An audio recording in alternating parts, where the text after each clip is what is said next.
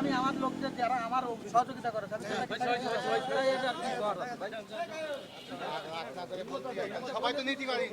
আপনারা নিশ্চয়ই অবগত আছেন যে অভয়নগর থানার যে আলোচিত চাঁদাবাজ এবং দুটি হত্যাসহ প্রায় 60টি অস্ত্র মামলার আসামি বিপ্লবী কমিউনিস্ট পার্টির নেতা, মূলত আন্ডারগ্রাউন্ড রাজনীতি করে এবং গোফরান বাহিনীর প্রধান মোহাম্মদ নাসির শেখ গোফরান এবং তার সহযোগী সোহেল রানাকে আমরা গত 1/3/2026 তারিখে অভয়নগর থানায় একটি মামলা রুজু হয়। এই মামলার তদন্ত করতে যেয়ে আমরা এই মামলার সাথে তাকে সম্পৃক্ততা পাই। পরবর্তীতে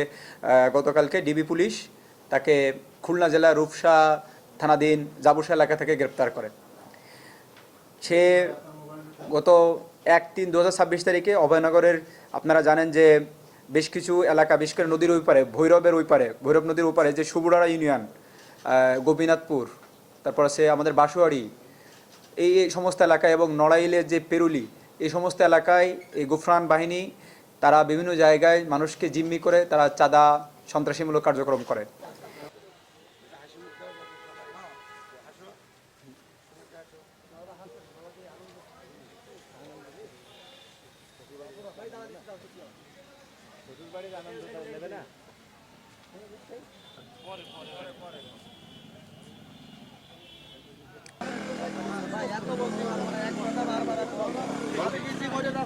আমি আমার লোকদের যারা আমার সহযোগিতা করে